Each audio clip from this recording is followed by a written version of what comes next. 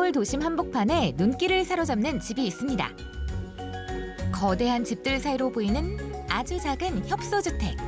얼마나 작은 걸까요? 이 폭이 4m 정도 나오고요. 이 길이로서는 7m 정도 나옵니다. 연면적 약 28제곱미터의 3층짜리 주택인데요. 주차장에 옥상까지 있을 건 다 있다는 오늘의 집. 심지어 산과 인접해 있어 전원주택의 여유까지 누릴 수 있는 숲세권 협소주택을 지금부터 소개합니다. 건축 일을 하는 남편이 평생 남의 집만 지어주다가 자녀들이 독립하자 부부만의 공간으로 지은 초소형 주택인데요. 겉모습만 보면 그냥 작은 집 같죠? 하지만 내부는 층별로 쓰임새를 정한 매우 실용적인 집이랍니다. 현관을 들어서면 가족이 공동으로 쓰는 1층 거실이 나오고요. 2층은 부부의 공간인데요. 계단 및 공간을 활용한 화장실과 아담한 크기의 안방이 있습니다. 그리고 3층은 이제 막 20살 성인이 된 딸 예진이의 방이 마련돼 있습니다. 아들은 호주에 있었으니까 그 딸도 이제 호주로 갈 거니까 두 부부만 살으려고 이제 맞춰서 지은 거고, 근데 지금은 이제 딸도 오고 아들도 오다 보니까는 이제 온 가족이 한 8년 만에 온 가족이 모이게 된 거예요. 가족이? 예. 2인용 집에 4식구가 살게 된 거죠. 너무 작아서 이 땅을 왜 샀지? 이러고 또 이제 집을 짓겠다 해서 설계를 해가지고 왔는데 더 실망을 또 했어요. 이 설계대로 하면 안 되겠다 싶어가지고 저 사람하고 도면을 한 100번은 그렸을 거예요. 땅이 너무 작아서 1cm도 허투루 쓸 수 없었기에 부부는 밤마다 머리를 맞대고 도면을 그렸습니다. 그 결과 작지만 넓어 보이는 개방감과 확장감을 살린 효율적인 공간이 탄생했습니다. 다 짓고 들어와 보니까 의외로 되게 넓더라고요. 저 보셨다시피 거실도 뭐 일반 아파트 거실만 하고 맨 처음에 막 몇 번 실망했던 거 좀 사라졌어요. 특히 주방은 계단 및 공간을 활용해 기역자 싱크대를 놓고 동선을 살려 조리기구를 설치했는데요. 여자 입장에서 부엌이 좀 넓은 게 좋잖아요. 당연하죠. 네. 저 다른 거는 다 그래 필요 없고 상부장이 좀 있었으면 좋겠어요. 수납 공간? 계단 및 경사진 곳이라 상부장을 놓을 수 없었던 건데요.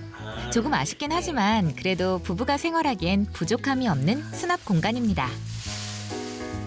요즘 뭐 음식 많이 안 해먹다 보니까 이 정도 공간이로 되지 않나 하는 제 생각 때문에 이렇게 만들게 되었죠. 뻥이에요. 음식을 저희는 삼시세끼 다 해서 먹습니다. 저희 별명이 삼시세끼예요. 혼자 해먹나 보죠? 협소주택은 평면이 작기 때문에 구성이 단순할수록 공간 활용도가 높습니다. 저는 그냥 이게 제가 설계를 해서 제가 한 거라 보니까 왜 막 너무 뭐가 막 있는 것도 싫고 그냥 이렇게 나 솔직히 침대 하나만 있으면 되거든요. 최소한의 가구 배치와 벽을 이중으로 활용한 붙박이장. 붙박이가 벽체를 줄이기 위해서 이쪽에다 장하고 이쪽에다 장을 놔서 벽을 없애고 장으로서 맞춰서 공간을 줄이게 된 거죠. 짜투리 공간 이런 데를 좀 많이 활용을 해야 집이 좀 공간을 넓게 쓸 수 있다는 장점. 그래서 협소주택이라는 것은 공간 활용이다라는 생각이 많이 들어요. 지하주차장의 빈 공간을 이용한 창고. 현관 옆 자투리 공간을 활용한 수납장. 자주 다니는 2층엔 주요 생활용품들을 보관하는 수납장을, 3층 계단 아래엔 반려견 토리의 집을 마련했습니다. 화장실과 방 하나가 전부인 3층은 딸의 공간입니다. 이 방은 딸아이의 의견을 적극적으로 반영해 설계했는데요. 요구는 방을 크게 만들어달라는 것. 그러다 보니 안방보다 더 커다란 방이 탄생했습니다. 유학을 갈 예정이라 최소한의 물건만 놓아 방이 더 넓어 보이는 효과도 있는데요. 방의 좋은 점? 커서 좋다. 전에 아파트 살 때는 제 방이 엄청 좁았어서 같이 보낼 공간이 없었거든요. 항상 거실에만 있다 보니까. 근데 이제 친구들 놀러 왔을 때도 아니 저 혼자 있을 때도 저 혼자만 이렇게 독립 공간이 크게 있는 걸 좀 원했어서. 방에 냉장고가 있죠? 공간이 수직으로 배열된 협소주택이라 3층과 1층을 왕복하는 게 힘들어서 놓았답니다. 아, 그런 걸 다 채워놨구나. 네, 이거 체험하고 제가 쉽게 먹을 수 있게. 오빠가 이런 방까지 만들어줄 정도로. 얼마나 졸랐겠어요. 많이 졸랐어요? 아니요, 딱 아니 저러진 않았어요. 끝날 때까지 끝난 게 아니죠.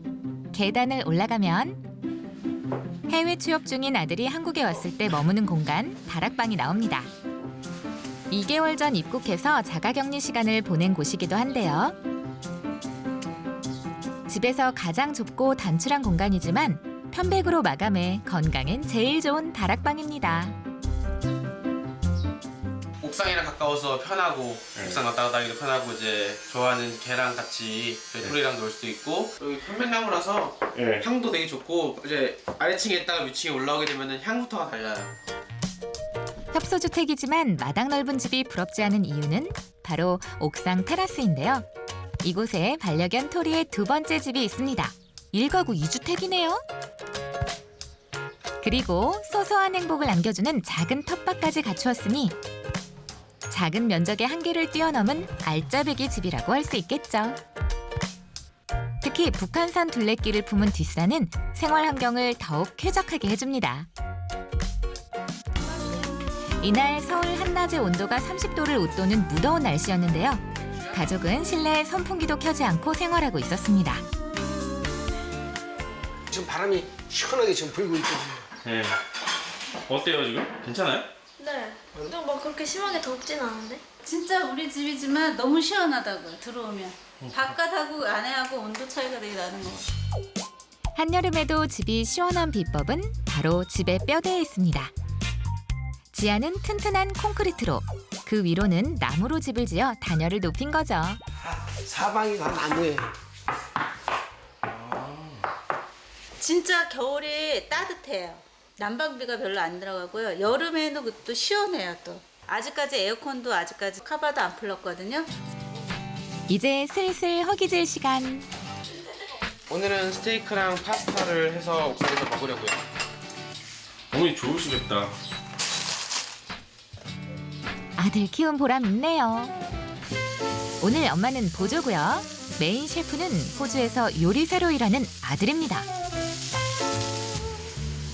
타지에서 지내는 시간이 더 많기에 아들은 늘 가족이 그립고 애틋합니다. 그런 가족을 위해 오늘 제대로 실력 발휘에 나선 건데요. 이렇게 맛있는 요리는 어디에서 먹을까요?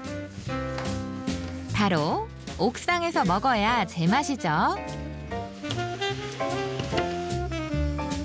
가족을 위해 아들이 사랑과 정성으로 요리한 먹음직스러운 음식들이 한상 차려졌습니다. 요리의 활용 점정을 찍을 식재료가 있는 곳. 신선한 채소들이 상시 대기 중인 텃밭인데요. 이날이도 이렇게 해가지고 따는 즉시 바로 씻어서 먹을 수 있게 수도 시설까지 만들었답니다. 이게 진짜 샐러드인 거야. 닭가슴살. 신의 한 수를 할 수 있는 텃밭 채소까지 올리면 고급 레스토랑이 부럽지 않네요. 우와. 부부만 있어도 좋지만 내 식구가 함께여서 더욱 행복한 시간들이 집안에 차곡차곡 쌓이고 있습니다. 자랑하고 싶은 듯한 느낌? 누군가가 지나갔으면 하는 그런 느낌? 속으로 살짝? 누가 지나가면은 목소리가 커지는 느낌? 가지고 싶은 마음? 대저택이 부럽지 않은 작지만 자랑스러운 집. 가족에게 집은 어떤 의미일까요? 약속된 만남의 장소? 다 흩어지잖아요. 아침이면 나갔다, 밤이면 다시 들어오는 뻐꾸기 집 같은. 언제나 돌아올 수 있는 공간.